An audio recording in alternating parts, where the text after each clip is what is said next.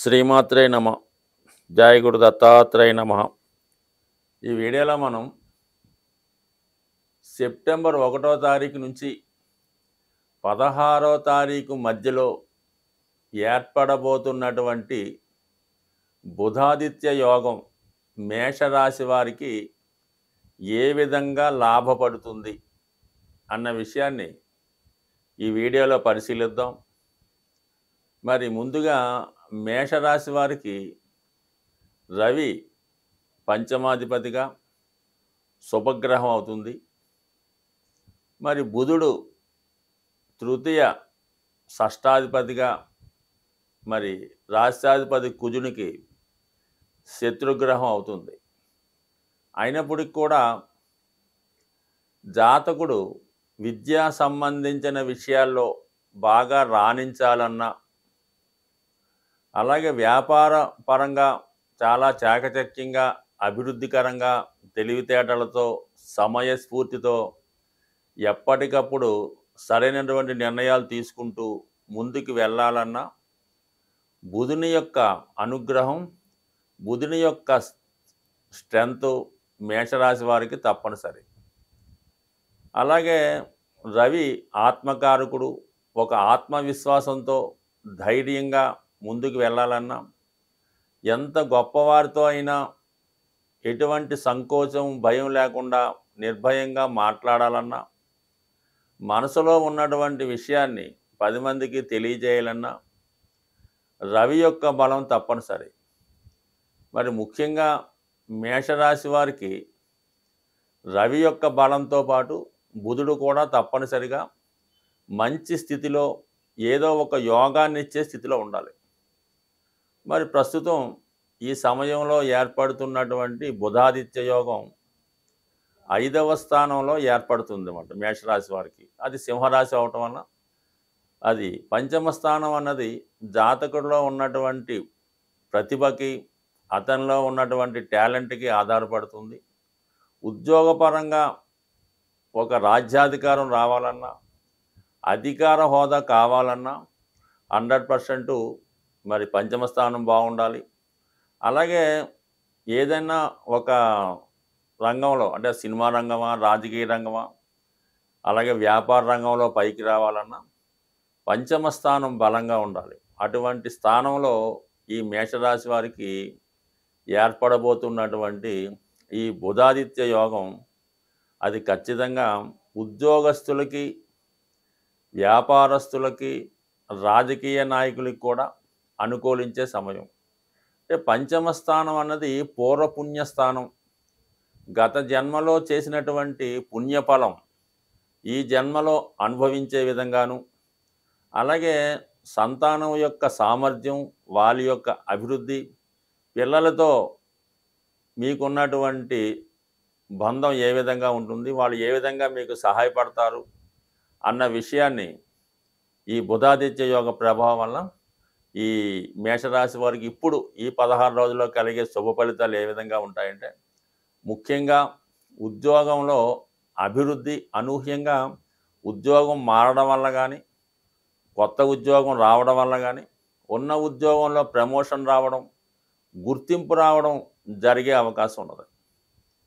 దాని తర్వాత రాజకీయ రంగంలో ఉన్న వాళ్ళకి అనూహ్యంగా వాళ్ళు వేరే పదవిలోకి, వేరే పార్టీలోకి మారడం కానీ, అలాగే వాళ్ళకి ఏదన్నా గుర్తింపు తగిన పదవి రావడం కానీ జరిగే అవకాశం ఉంటుంది. ఇది విద్యార్థులకైతే చాలా టాప్ మోస్ట్ ర్యాంకులో ఫలితాన్ని ఇచ్చే అవకాశం అన్నమాట. ఏదన్నా ఒక గ్రహం ఒక ప్రత్యేక హోదా కలిగి ఉన్నప్పుడు ఆ గ్రహం ఖచ్చితంగా తన దశ అంతర్దశల్లో కానీ, గోచారంగా పెద్ద గ్రహాలు అయినటువంటి గురువు, శని యొక్క ప్రభావం వల్ల ఖచ్చితంగా వాటి యొక్క ప్రభావాన్ని చూపడం జరుగుతూ ఉంటుంది. మరి ఒక విధంగా చూడాలంటే ప్రస్తుతం ఏర్పడుతున్నటువంటి బుధాదిత్య యోగం జాతకుల్లో ఉన్నటువంటి నైపుణ్యాన్ని పెంచుతుందన్నమాట. అంటే ఇది బుధాదిత్య యోగాన్ని నిపుణ యోగం అని కూడా అంటారు. ఇదే యోగం ఈ రవి బుధులు కలిసి ఉన్నప్పుడు కొన్ని రాశుల వారికి అది బుధాదిత్య యోగంగాను, కొన్ని రాశుల వారికి నిపుణ యోగంగాను మారుతుంది. ఇప్పుడు ఈ రాశి వారికి నిపుణ యోగం రెండు కూడా పనిచేస్తాయి. దానికి అదనంగా పంచమాధిపతి రవి, దశమాధిపతి శని యొక్క దృష్టి పడడం వలన ఒక విధంగా ఈ రాశి వారికి ఉద్యోగంలో అనూహ్యంగా అభివృద్ధి రావడం కానీ, ఎంతో కాలంగా మీరు ఎదురు చూస్తున్నటువంటి పదవి ఏదన్నా ఈ సమయంలో రావడం జరుగుతూ ఉంటుంది. సాధారణంగా ఎవరి జన్మజాతకంలో అయినా వాళ్ళు పుట్టినప్పుడు శనికి, రవికి ఒక దగ్గర సంబంధం ఉన్నప్పుడు, అంటే వాళ్ళు కలిసి ఉన్నా, పరివర్తన చెందినా, ఒకరి నక్షత్రంలో ఒకరున్నా, ఇలాగ అనేక విధాలుగా ఈ కలయిక ఏర్పడుతుంటుంది. అటువంటి వారికి ఎలా ఉంటుందంటే, వాళ్ళు తండ్రి గారు చేస్తున్నటువంటి వృత్తి కంటిన్యూ చేయడం కానీ, తండ్రి గారు చేస్తున్నటువంటి పదవి వీళ్ళకి రావడం కానీ జరుగుతూ ఉంటుంది. ముఖ్యంగా ఏంటంటే, ఈ రవి శని కలిసి జాతకంలో ఉంటే వాళ్ళు గవర్నమెంట్ సంబంధించిన ఉద్యోగం చేయడం కానీ, గవర్నమెంట్కి పదవి కానీ చేస్తూ ఉంటారు. ఏదో విధంగా అధికారం, గవర్నమెంటు సంబంధం ఉంటుంది. అటువంటి వారికి ఈ సమయంలో ప్రభుత్వ పదవి, నామినేటెడ్ పోస్ట్ లాంటిది వచ్చే అవకాశాలు చాలా బలంగా ఉండడం జరుగుతుంది. ఏదేమైనా మరి మేషరాశి వారికి ఈ బుధాదిత్య యోగం అన్నది వారి జన్మజాతకంలో కూడా ఉంటే ఈ సమయంలో వారికి ఈ యోగ ప్రభావం 100% మంచి గుర్తింపు, అభివృద్ధి ఇస్తుంది. ముఖ్యంగా నిరుద్యోగులు లాంటి వాళ్ళు ఏమాత్రం ఉద్యోగ ప్రయత్నం చేస్తున్నా, అంటే ఈ సమయంలో మాత్రం మీరు ఊహించినట్టుగా పెద్ద ఉద్యోగం లాంటివి ఎంతో అధికార హోదా, ముద్రణాధికారం లాంటి ఉద్యోగం కాకుండా సాధారణ ఉద్యోగం మాట. అంటే ఏదన్నా మీరు సంచారం చేస్తూ మార్కెటింగ్ లాంటిదో సింపుల్గా జీవనోపాధి సరిపోయే ఉద్యోగం లాంటిది ప్రయత్నం చేస్తే మాత్రం ఈ సమయంలో వచ్చే అవకాశం ఉంది. బట్ ఏదైనా ఈ బుధాదిత్య యోగం మేషరాశి వారికి సంతాన విషయంలో శుభవార్తలు వినడం, మీలో ఉన్నటువంటి టాలెంట్కి తగిన గుర్తింపు రావడం, అలాగే కొత్త వ్యాపారం ప్రారంభించడానికి కానీ, కొత్తగా మీరు ఏదైనా ఉద్యోగంలో చేరడానికి కానీ, కొత్తగా వ్యూహరచన చేసుకొని మీ రాజకీయ జీవితానికి ప్రారంభానికి కానీ, రియల్ ఎస్టేట్ వ్యాపారం చేద్దాం అనుకున్న వాళ్ళకి మొత్తం మీద ఇది వృత్తిపరమైన మార్పులు ఇస్తుంది. ఆ మార్పుల్లో మీకు కొంత గుర్తింపు వస్తుంది, కొంత ఆర్థిక పరంగా మంచి స్థితి కూడా కలిగే అవకాశం ఉంది. ఇప్పుడు ఏర్పడినటువంటి ఈ బుధాదిత్య యోగం ఇంచుమించుగా అన్ని రాశుల వారికి ఏదో విధంగా, అంటే యోగం అంటేనే కలిసి వచ్చేది, ఆ లాభం కలుగుతుంది. అయితే ఇంకా మనకి బాగా కలిసి రావాలి అనుకున్నప్పుడు మరి ఈ బుధాదిత్య యోగ ప్రభావం బాగా అదృష్టవంతంగా రావాలంటే అటు రవిగ్రహాన్ని, అటు బుధగ్రహాన్ని మనం ప్రసన్నం చేసుకుంటే ఖచ్చితంగా మీకు ఈ ఫలితం ఇంకా అనేక రెట్లు పెరుగుతూ ఉంటుందన్నమాట. మరి బుధగ్రహ అనుగ్రహం వల్ల ఏంటంటే మనకి వ్యాపారం, విద్య, కుటుంబ సమస్యలు ఇవన్నీ లేకుండా ఉండాలి, మంచి బుద్ధి కలగాలి, మంచి ఆలోచన రావాలి, మనం ఎవరి చేత మోసపోకుండా ఉండాలి అనుకుంటే బుధుడు మరి విష్ణుమూర్తి యొక్క ఆరాధన వల్ల ప్రసన్నుడు అవుతాడు. ఓపిక ఉన్నవాళ్ళు మరి విష్ణు సహస్రనామ పారాయణ చేయడం వల్ల, బుధవారం రోజు వెంకటేశ్వర స్వామి ఆలయంలో తులసిమాల సమర్పించడం వల్ల, లేదు మీకు అవకాశం ఉంటుంది మీ గృహంలోనే వెంకటేశ్వర స్వామి చిత్రపటానికి తులసిమాల మీరే స్వయంగా తయారు చేసి అలంకరించడం వల్ల, గోవిందనామాలు పారాయణ వల్ల విష్ణుమూర్తి ప్రసన్నమయ్యే అవకాశం ఉంది. ఇంకా సులభంగా అంటే తులసి మాల మార్కెట్లో లభిస్తూ ఉంటుంది. ఆ తులసి మాల బుధవారం ధరించడం వల్ల బుధుడు మీకు అనుకూలిస్తూ ఉంటాడు. అలాగే విఘ్నేశ్వరుడు, అంటే విద్యార్థులకు విద్య బాగా రావాలంటే, వ్యాపారం అనుకూలంగా సాగాలంటే విఘ్నేశ్వరుని బుధవారం రోజు గరికతో అర్చించడం, గరికతో పూజించడం. మరి ఆ పూజించినటువంటి గరిక మీ బుక్స్లో కొద్దిగా పెట్టుకోవడం కానీ, తల మీద పెట్టుకోవడం వల్ల కానీ ఖచ్చితంగా మీకు జ్ఞానోదయం అయి మంచి జ్ఞాపక శక్తి రావడం జరుగుతూ ఉంటుంది.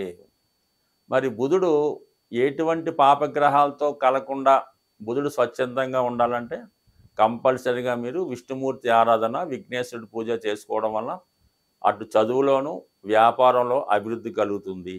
ఇక రవి అన్నది ఆత్మకారకుడు. మరి ఆ కారణం వల్ల మీ కుటుంబంలో ఉన్నటువంటి పెద్దవారిని, అంటే తండ్రి, తాత, పెదనాన్నగారు లాంటి వాళ్ళు ఉంటే వారిని గౌరవించడం, మీరేదన్నా ఒక పని చేసే ముందు వాళ్ళకి నామమాత్రంగా చెప్తే చాలు. వాళ్ళు పర్మిషన్ తీసుకునేవాడు ఇప్పుడు ఎవడు లేడు గానీ, కనీసం తండ్రి గారు మనం ఈ విధంగా నేనేదో గృహం కొనుక్కోవాలనుకుంటున్నాను, లేదంటే ఈ పని చేద్దాం అనుకుంటున్నాను చెప్పి వాళ్ళ యొక్క ఆశీస్సులు తీసుకుంటే 100% మీకు విజయం లభిస్తుంది. ఇంట్లో ఉన్నటువంటి తల్లిదండ్రుల్ని ఆదరించకుండా, వాళ్ళని లెక్క చేయకుండా, మీరు ఎన్ని పూజలు చేసినా, ఎంత అనాథాశ్రమాలకి డొనేషన్ చేసినా, మీ అధికారులకి ఎంత బహుమతులు ఇచ్చినా ఎట్టి పరిస్థితుల్లో ఉపయోగం ఉండదు. ఇంట్లో పెద్దవారి యొక్క ఆశీస్సులు తీసుకోండి. వారి యొక్క ఆరోగ్యం కొరకు శ్రద్ధ తీసుకోవడం మంచిది. అంటే ఏదన్నా వాళ్ళకి ఇబ్బంది వచ్చినప్పుడు కనీసం ఏదో ఒక పారాసెటమాల్ టాబ్లెట్ అన్న వాళ్ళు కొనివ్వడం వల్ల ఖచ్చితంగా మీకు రవి ప్రసరణ అవుతాడు. అలాగే మరి ప్రతిరోజు కంపల్సరిగా సూర్య నమస్కారం, ఆదిత్య హృదయ పారాయణ, మీ చుట్టుపక్కల ఉన్నటువంటి ఓల్డేజ్ హోమ్లో కానీ సీనియర్ సిటిజన్స్ అంతా ఒక చోట మీట్ అవుతుంటారు. వాళ్ళకి ఏదన్నా సత్కరించడం కానీ, వాళ్ళ యొక్క యోగక్షేమాలు తెలుసుకోవడం కానీ, ఇటువంటివి చిన్న చిన్న కార్యక్రమాలు వృద్ధులకి పెద్దలకి చేయడం వల్ల శని యొక్క అనుగ్రహానికి, తద్వారా రవి యొక్క అనుగ్రహానికి తోడ్పడి విశేషంగా మీ యొక్క అభివృద్ధి కలిగే అవకాశం ఉంటుంది. స్వస్తి.